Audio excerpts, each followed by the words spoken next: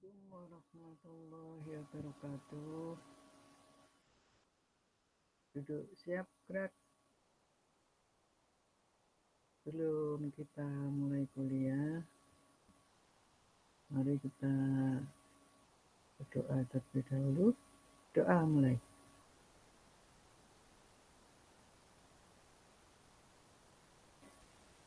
Doa selesai. Duduk istirahat di tempat. Gerak.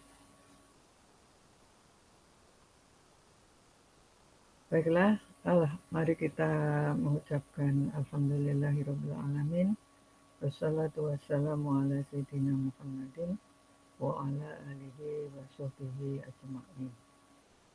La haula wala quwata illa billahil aliyil azim.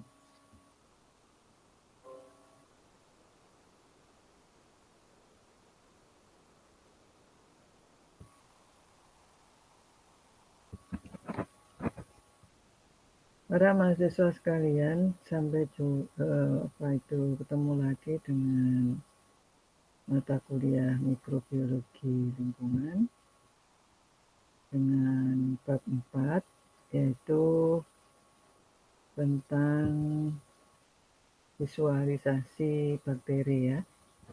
Jadi sebelum kita lanjut, bahwa perlu saya sampaikan untuk visualisasi bakteri itu maksudnya adalah karena ukuran bakteri itu sangat kecil sekali sehingga diperlukan suatu yang bisa membuktikan adanya bakteri tersebut, maka ada suatu cara untuk visualisasi ya. Kemudian di sini bahwa untuk visualisasi sendiri itu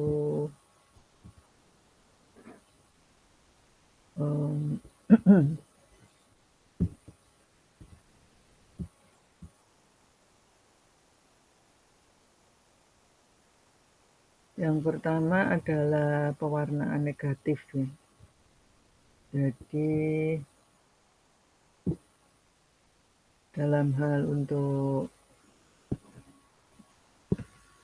pewarnaan negatif itu maksudnya adalah untuk visualisasi bakteri. Nah, apa yang dikatakan sebagai pewarnaan negatif itu tujuannya adalah untuk mengamati morfologi organisme yang sukar diwarnai oleh pewarna sederhana. Jadi pada pewarnaan itu bisa menggunakan pewarna yang sederhana maupun tidak sederhana.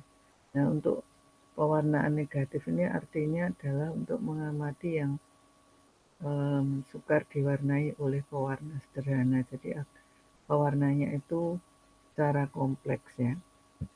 Nah, metode ini bukan untuk mewarnai bakterinya ya, tetapi untuk mewarnai latar belakang daripada bakteri tersebut menjadi hitam gelap, sehingga nanti bakterinya kelihatan di situ ya.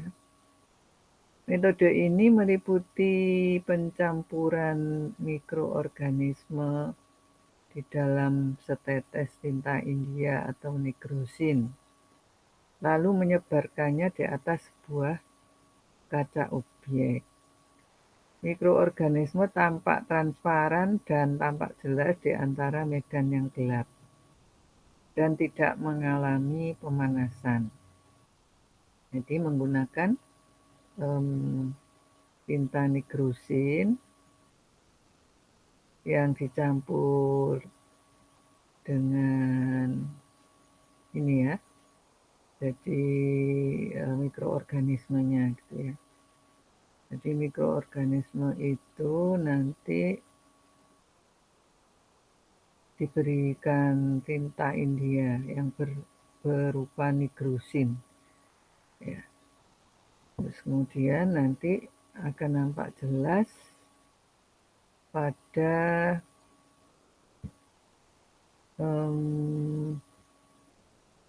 mikroorganismenya atau bakterinya dalam ini kalau yang diperiksa bakteri ya.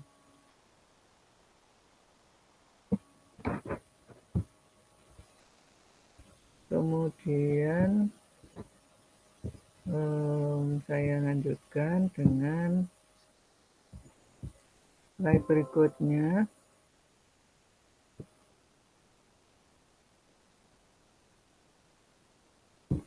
Bahwa tujuan untuk pewarnaan sederhana ya.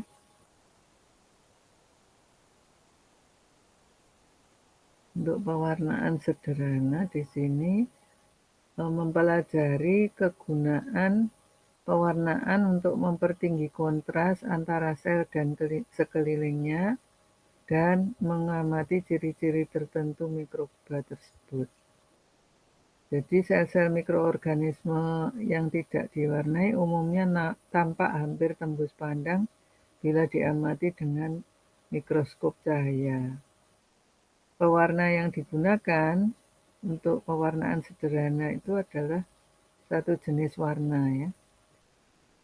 Kemudian kebanyakan bakteri sudah bereaksi dengan pewarna sederhana karena sitoplasmanya basofilik, dalam hal ini suka akan basa.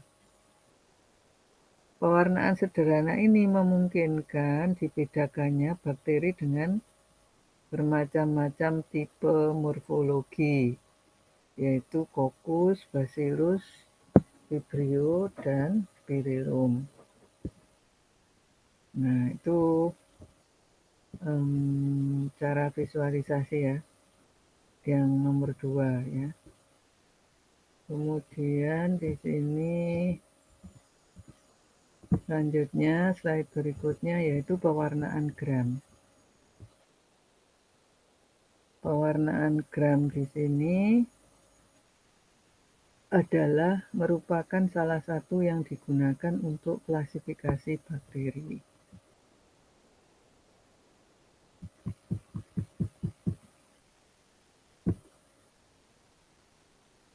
Nah, pewarnaan gram sendiri itu ada gram positif dan gram negatif ya.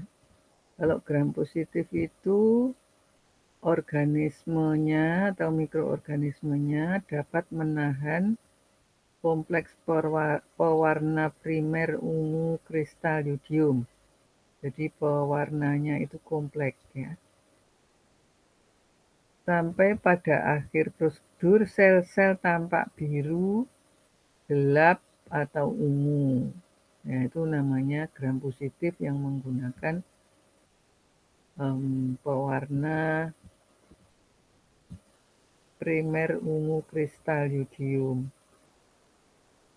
Nah, kemudian kalau gram negatif itu organisme atau mikroorganismenya yang kehilangan kompleks warna ungu pada waktu pembilasan alkohol. Jadi setelah terjadi warna tadi dibilas dengan alkohol, namun kemudian terwarnai dengan perwarna tandingan safranin sehingga sel-sel tampak merah muda. Jadi setelah adanya pembilasan, sel-selnya lebih kelihatan menjadi terang. Jadi ini pengecatan lebih kepada untuk memperjelas sel-sel ya. Nah, kemudian ada juga cara untuk kuantifikasi mikroba. Jadi kalau tadi itu cara untuk melihat, sekarang untuk menghitung. Nah, cara untuk menghitung mikroba itu ada dengan cara hitungan mikroskopis langsung, yang itu alatnya menggunakan alat hemasitometer. Kemudian yang kedua itu menggunakan cawan atau plate count.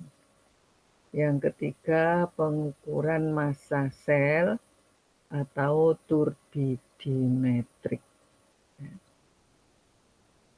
Ini cara-cara untuk mengkuantifikasi mikroba. Ya. Lalu kalau penjelasannya ya, kembali kepada penjelasan untuk mikroskopis langsung maupun plate count maupun turbidimetrik itu tentunya perbedaannya ada ya. Kalau mau hitungan mikroskopis langsung ya langsung dihitung dengan 5 sitometer itu langsung kelihatan jumlahnya berapa. Tapi kalau hitungan cawan atau plate count itu disebarkan di cawan atau plate ya atau petri dish.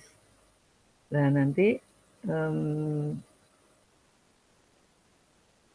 mikroorganismenya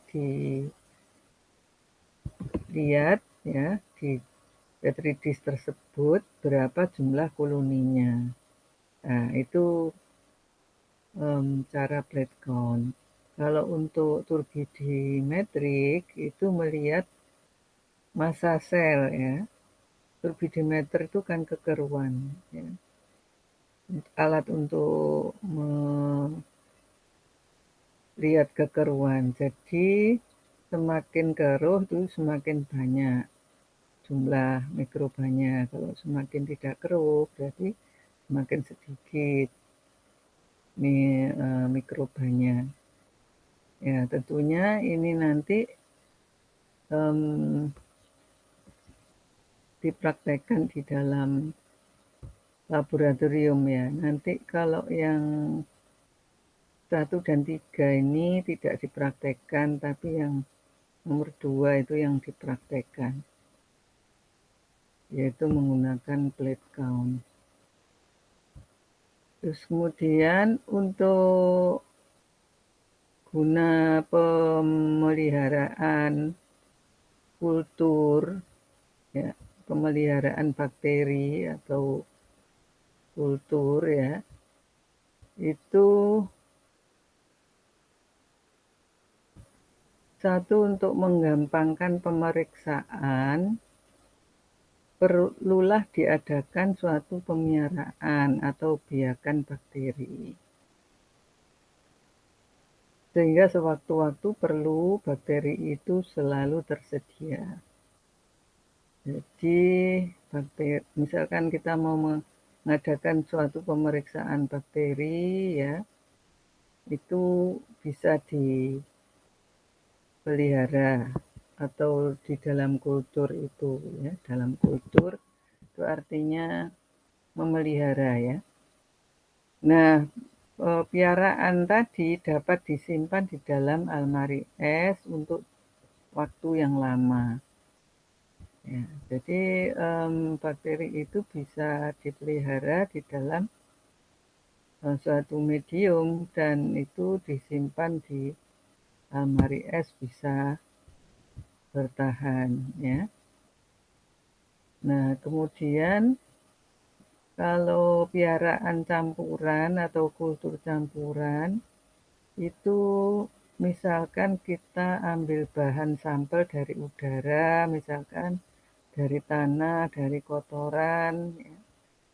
Kalau bahan itu kita sebarkan pada medium steril, akan tumbuhlah beraneka ragam koloni yang masing-masing mempunyai sifat-sifat yang khas. Jadi ini caranya untuk menghitung ya, itu dengan pemeliharaan campuran atau piaraan campuran yang bisa diambil sampel dari medium tanah maupun udara gitu ya. Sehingga tapi kalau dimasukkan atau dilihat di laboratorium itu akan beraneka ragam koloni ya. Nah, kalau piaraan murni itu jika kita mengambil bahan dari salah satu koloni tersebut. Kemudian bahan itu kita tanam pada medium baru yang steril, maka bahan itu akan tumbuh menjadi koloni yang murni. Jadi perbedaannya Kalau campuran tadi kan dari tanah, dari udara, dari air, ya misalkan itu dipelihara, itu akan koloninya akan beraneka ragam. Tapi kalau salah satu misalkan dari udara saja atau dari air saja itu bisa dimungkinkan untuk satu macam mikroorganisme saja, ya. Jadi tidak campuran, artinya itu kulturnya kultur murni, hanya satu spesies, satu macam bakteri saja. Sehingga koloninya ya sesuai dengan mikroorganisme murni, ya tidak campuran.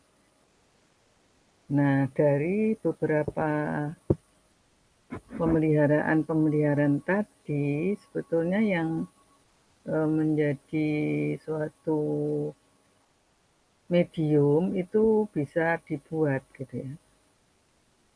Medium itu untuk pemeliharaan ya, untuk pemeliharaan daripada bakteri itu.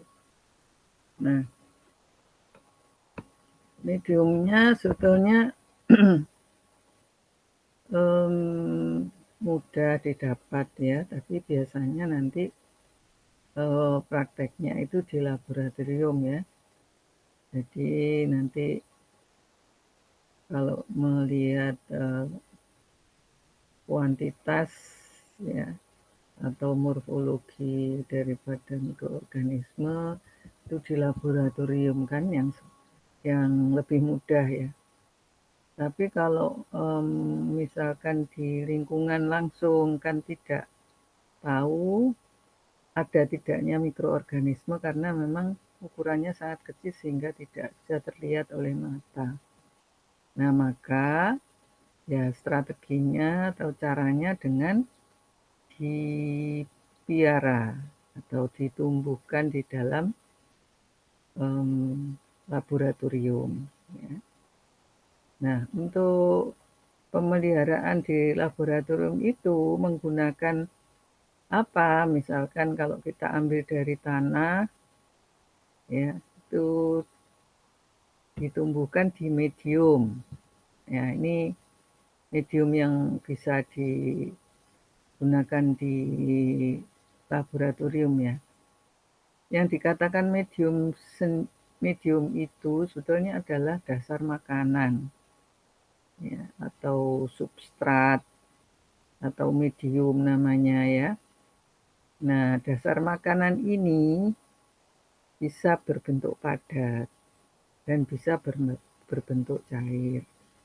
Nah, kalau di laboratorium itu menggunakan medium padat biasanya ya. Nah, ini medium bakunya ya. Secara baku itu terdiri dari kaldu bubuk 3 gram, pepton 5 gram, air suling 1000 gram. Jika diperlukan medium padat, maka kepadanya ini ditambahkan 15 gram agar-agar.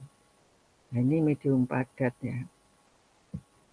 Nah, kemudian nanti semuanya harus disterilisasi ya kalau di dalam laboratorium itu. Nah, yang kedua itu yang selanjutnya ya medium cair. Nah, medium cair itu tidak menggunakan agar-agar. Ya. Jadi 1 liter air murni ditambahkan 3 gram kaldu daging dan 5 gram pepton. Itu medium cair. Kalau tadi kan medium padat. Kemudian medium itu ada lagi yang medium diperkaya namanya ya. Medium diperkaya ini seringkali orang menambahkan tambahannya susu atau air tomat kepada dasar makanan untuk menumbuhkan khususnya lactobacillus dan beberapa spesies lain. Ya, itu itu ada medium yang diperkaya, tapi untuk menumbuhkan medium tertentu, untuk menumbuhkan bakteri tertentu, yaitu di sini adalah Lactobacillus. Maka ini ditambahi atau diperkaya. Nah, untuk selanjutnya medium yang kering. Medium yang kering ini biasanya memang digunakan di laboratorium, ya, untuk mempermudah pekerjaan dari laboran, ya, atau untuk mempermudah pekerjaan lah. Ya, ini terdiri dalam bentuk serbuk kering. Ya, kalau serbuk kering lah untuk menyiapkan medium tersebut, ya cukuplah mengambil sekian gram gitu ya. Kemudian dilarutkan dalam sekian gram, dilarutkan dalam air ya, berapa liter, kemudian larutan tersebut disterilkan. Jadi ini lebih mudah ya, karena medium langsung sudah ada peptonnya, sudah ada itu tadi ya, kaldu bubuknya ya. Nah itu tinggal menambah air terus kemudian disterilkan. Terus penentuan pH tidak perlu lagi karena hal itu sudah dilakukan lebih dulu pada pembuatan serbuknya. Ya.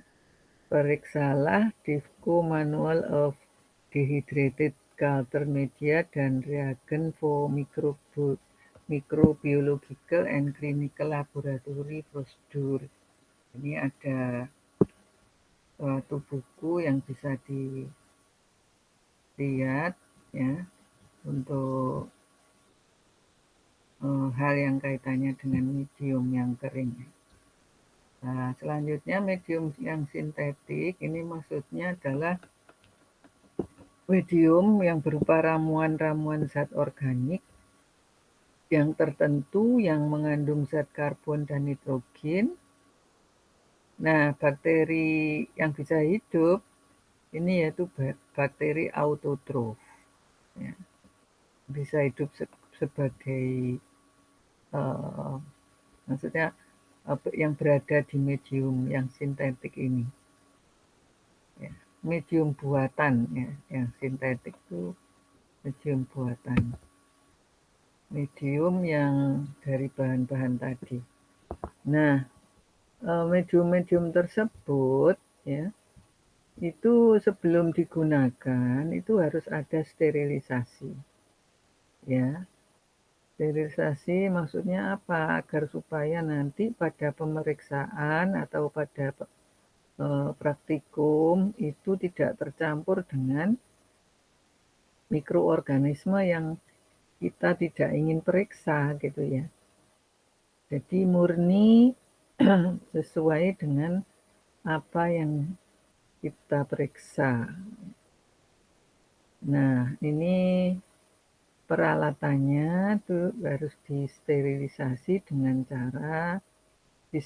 cara mendidihkan medium tersebut selama beberapa jam, bisa dengan proses tindalisasi, yaitu kalau proses tindalisasi itu mediumnya dididihkan dengan uap untuk beberapa menit saja.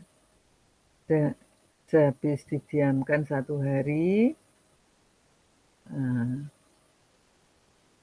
maka medium yang tadi pada hari ketiga ya, medium tersebut dididihkan sekali lagi. Dengan cara tersebut diperoleh medium yang steril. Dan lagi pula zat-zat organik yang terkandung di dalamnya tidak mengalami banyak perubahan seperti pada A ya.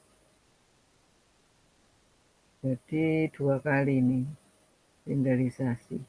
Proses yang ketiga untuk sterilisasi medium alat itu dengan autoklaf. Ya, dengan autoklaf yaitu suatu alat yang berupa tangki minyak yang dapat diisi dengan uap.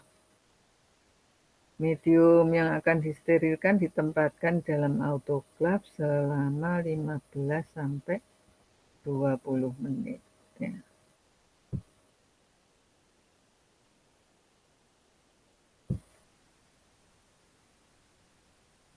Lalu setelah itu yang selanjutnya ya, ini dengan penyaringan atau filtrasi. Ya, ini bisa dilakukan, tetapi yang nanti dilakukan di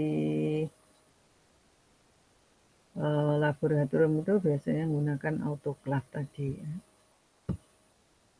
Terus kemudian selanjutnya bagaimana menanam bakteri atau menginokulasikan bakteri itu ya. Ya tentunya kalau untuk penanaman bakteri itu ya ruangannya juga harus disiapkan, yaitu agar supaya nanti terbebas dari mikroorganisme yang kemungkinan itu ada di ruangan tersebut dan nanti akan mengganggu pada pekerjaan inokulasi ya, pada penanaman agar supaya nanti tidak bercampur bakterinya ya. Nah, ini ruangan ya. Kemudian bisa juga disinari dengan sinar ya. Sinar ultraviolet ya. Itu bisa. Nah, kalau di laboratorium nanti menggunakan hal tersebut ya.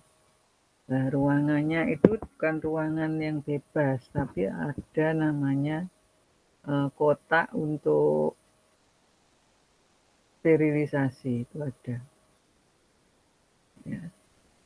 Terus kemudian cara pemindahannya, nah itu dengan menggunakan suatu peralatan.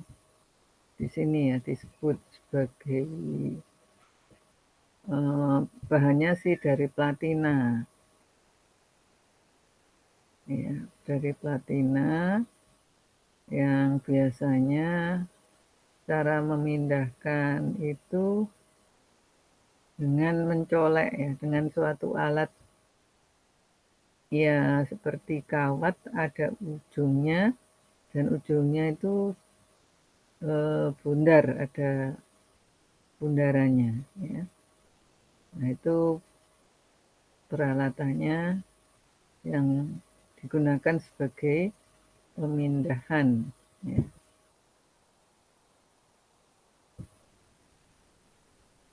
Terus bila mana itu ada beberapa campuran mikroorganisme ya yang koloninya tadi berbeda-beda, maka bisa dengan cara atau piaraan tadi disendirikan itu bisa. Nah, cara menyendirikannya itu dengan cara pengenceran ya. Pengenceran itu nanti dipraktekkan di laboratorium. Kemudian cara yang selanjutnya itu dengan penuangan ya. Dengan penuangan. Terus cara yang ketiga dengan penggesekan. Ini cara memindahkan bakteri tadi ya. Dengan penggesekan. Terus kemudian dengan mengucilkan satu sel atau single cell isolation ya. Ini gini ya, bukan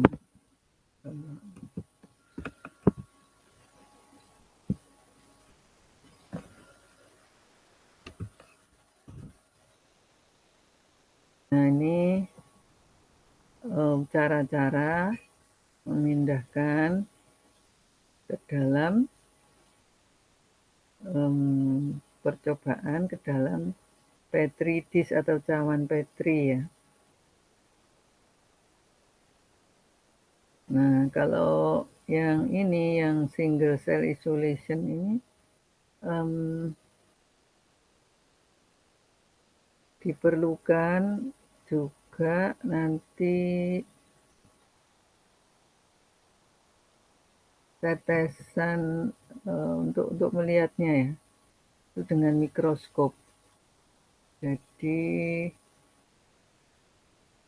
memerlukan 2 alat ya. Nah, ini caranya.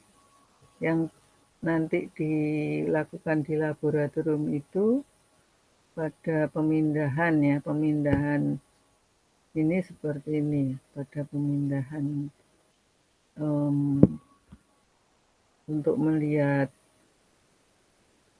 pertumbuhan, untuk melihat apa itu, secara visual ya di dalam laboratorium, itu gambar seperti ini. Jadi ini petri dish namanya, terus kemudian ini tabung reaksi. Ya, ini yang A itu dengan cara gores ya.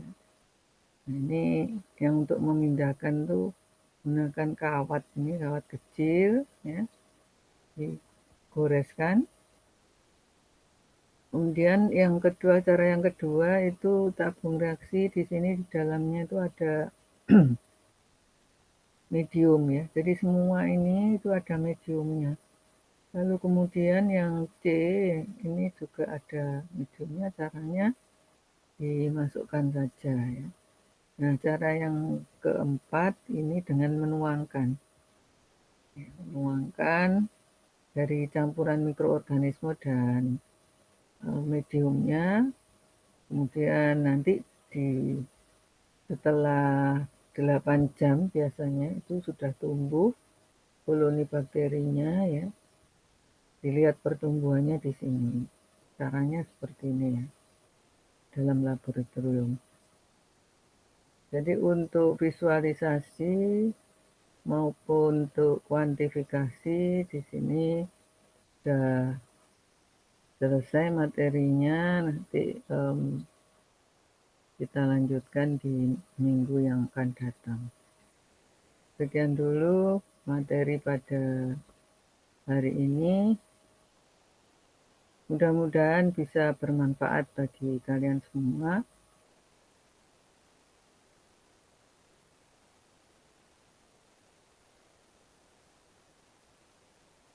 Ya, mari kita tutup kuliahnya dengan bacaan Alhamdulillahirabbil alamin.